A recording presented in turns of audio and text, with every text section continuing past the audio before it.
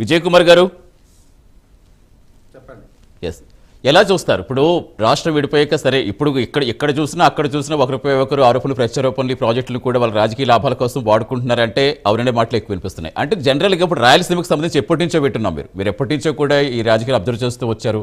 అసలు మీ అబ్జర్వేషన్ ఏంటి?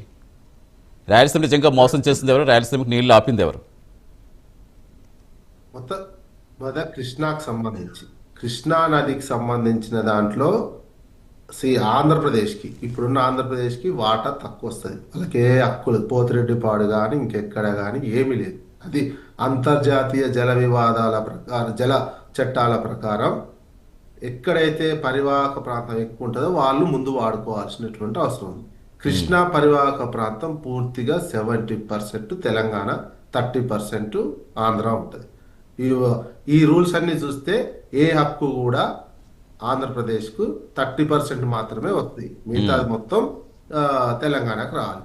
కానీ ఉల్టా ఏం జరిగింది? ఉల్టా ఆంధ్రప్రదేశ్ ఎక్కువ అని చెప్తుంది, తెలంగాణ తక్కువ అని చెప్తున్నటువంటి కనిపిస్తుంది. ఎందుకు? ఇన్ని సంవత్సరాల పరిపాలనలో సీమాంధ్రకు సంబంధించినటువంటి నాయకులు పరిపాలించడం వల్ల ఈ దుస్థితి ఏర్పడింది. ఎక్కువగా తెలంగాణకు అన్యాయం చేశారు, ఆంధ్రాకు నీళ్ళు తీసుకెళ్లారు. పోతిరెడ్డిపాడు అనేది కేవలం డ్రింకింగ్ సంబంధించి, చెన్నైకి సంబంధించి చెన్నైకి డ్రింకింగ్ వాటర్ మాత్రమే ఉన్నది. అది ఎక్కడ వ్యవసాయానికి ఏది లేదు దానికి సంబంధించి. కానీ అది నదికి పొక్కబెట్టి పెద్దగా చేసి నీళ్ళని ఎత్తుకోబోతున్నటువంటి సిచ్యువేషన్ కనిపిస్తుంది. ఇప్పుడు ఇక్కడ జరిగింది ఏంటి? ఇప్పుడు కూడా అదే దొంగతనం. అదేవిధంగా శ్రీశైలంకి సంబంధించినటువంటిది, శ్రీశైలం కేవలం జల విద్యుత్ ప్రాజెక్టు మాత్రమే, అది ఇరిగేషన్ ప్రాజెక్టు కాదు, సాగు సంబంధించింది కాదు. పెట్టిన ఉద్దేశం అది. తర్వాత వీళ్ళు పరిపాలించినటువంటి నాయకులు భవిష్యత్తు హక్కు కోసమో వాటా కోసమో తెలంగాణకు రాకుండా ఆంధ్రాకు ఎక్కువ తీసుకుపోయినటువంటి సిచ్యువేషన్ ఉన్నది. ఇప్పుడు జరుగుతున్నది ఏంది? ఇప్పుడు ఇక్కడ చంద్రబాబు నాయుడు ఉన్నాడు. ఆపుడంటే రాయలసీమ ఎత్తిపోతలకు సంబంధించి తెలంగాణ వాళ్ళు కొట్లాడితే, తెలంగాణ ఎత్తిపోతలకు సంబంధించిన పనులు ప్రారంభిస్తే, నేషనల్ గ్రీన్ ట్రిబ్యునల్లో వేస్తే, నేషనల్ గ్రీన్ ట్రిబ్యునల్ స్టే ఇస్తే అప్పుడు ప్రభుత్వం ఆపింది అక్కడ ఆ రాయలసీమ ఎత్తిపోతలకు సంబంధించి 20 ఆపేసినటువంటి సిచ్యువేషన్. ఇప్పుడు ఈడ తెలంగాణలో ఏంది?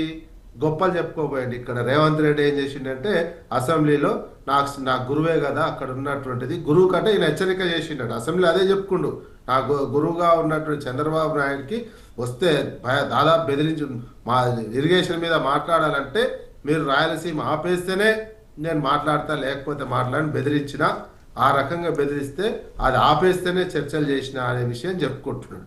కానీ చంద్రబాబు నాయుడు ఆయన మాట నమ్మిండు. చంద్రబాబు నాయుడు ఎన్టీ రామారావుకే వెన్నుపోటు పొడిచిన వ్యక్తి. రేవంత్ రెడ్డి వెన్నుపోటు పొడిపడనే ఉంది. రేవంత్ రెడ్డికి చెప్పగానే నమ్మిండు, చర్చలు చేసుకున్నాడు, అయిపోయింది. తీరా నిన్న అసెంబ్లీ అనౌన్స్ చేయగానే తోతూ అది జగన్ కాలంలో అంటే చంద్రబాబు తన శిష్యుని కూడా ఏ రకంగా మోసం చేసిండు. విజయశేఖర్ గారు ఒక్క నిమిషం ఆగండి చెప్తాను. ఒక్క నిమిషం విజయశేఖర్ గారు, విజయ్ కుమార్ గారు కాదు. ఇప్పుడు వాళ్ళు వీళ్ళు ఏమన్నారంటే అది కాదు చర్చ. అసలు ఏం జరుగుతోంది? నిజంగా తెలంగాణకు అన్యాయం జరిగిందా? తెలంగాణకు అన్యాయం జరిగిన దాంట్లో వీరు చేస్తున్న ఆరోపణలు అసలు వాస్తవం ఎంత మేరకు జరగాలి కొంచెం క్లారిటీగా చెప్పండి. ఎందుకంటే ఇప్పుడు మీరు కానీ కృష్ణాంజలి గారు కానీ ఎప్పటి నుంచో జర్నలిస్టులుగా సేవలు అందిస్తారు ఉమ్మడి రాష్ట్రం నుంచి. ఇప్పుడు మీరు తెలంగాణకున్న ఆయన ఏపీకి ఉన్నప్పటికీ అప్పుడు మీకు అప్పుడు సమస్య ఏంటో తెలుసు, ఇప్పుడు సమస్య ఏంటో తెలుసు కాబట్టి అడుగుతున్నా క్లారిటీగా. ఈ విమర్శలు వద్దు మనకి, విమర్శలు ఎందుకు? ఇప్పుడు ఇక్కడ కృష్ణా వాటర్ ఏంది? కృష్ణాకు సంబంధించింది ఎలాంటి ఉన్నటువంటి నిబంధనల ప్రకారము లేవు. ఇన్నాళ్ళు తీసుకుపోయారు, ఎక్కువే తీసుకుపోయారు. ఆంధ్రాకు సంబంధించిన వాళ్ళు ఏ పరిపాలకులు ఉన్నా ఎక్కువే తీసుకుపోయారు. ఇప్పుడు ఏం చేస్తున్నారు? ఇప్పుడు మొత్తం శ్రీశైలమే కావాలి, వీళ్ళకి ఓన్లీ జూరాలు అప్పచెప్పి జూరాల నుంచి తీసేసుకొని శ్రీశైలమే కావాలి. చంద్రబాబు చేస్తున్నటువంటి, చంద్రబాబు సీమ ఏ పాలకులున్నా అదే పని చేసినటువంటిది. కానీ ఇక్కడ ఉన్నటువంటి ప్రభుత్వం, ఇప్పుడు ఉన్నటువంటి 2 ప్రభుత్వాలు, గురు శిష్యుల ప్రభుత్వం ఉన్నది ఇక్కడ. కానీ కాంగ్రెస్ కు బీజేపీకి పడదు. కాంగ్రెస్ కి బీజేపీ కూటమి ఉన్నది.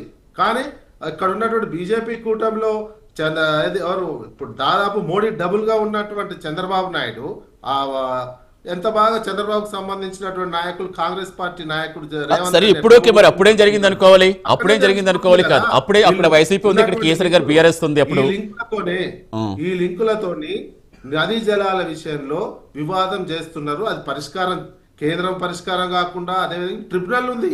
ట్రిబ్యునల్ తీర్పు వస్తేనే నీటి కేటాయింపులు తెలిసిపోతుంది.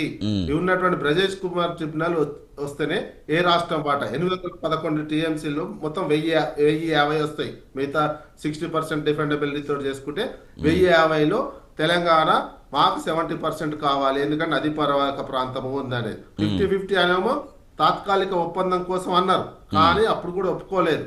అప్పుడు కూడా ఒప్పుకోకనే 50-50 కూడా ఒప్పుకోకపోతే టెంపరీ పర్పస్ లో 60 వాళ్ళు 34, వీళ్ళు 66 వాళ్ళు 34 తెలంగాణ వాడేటట్టు జరుగుతున్నటువంటిది.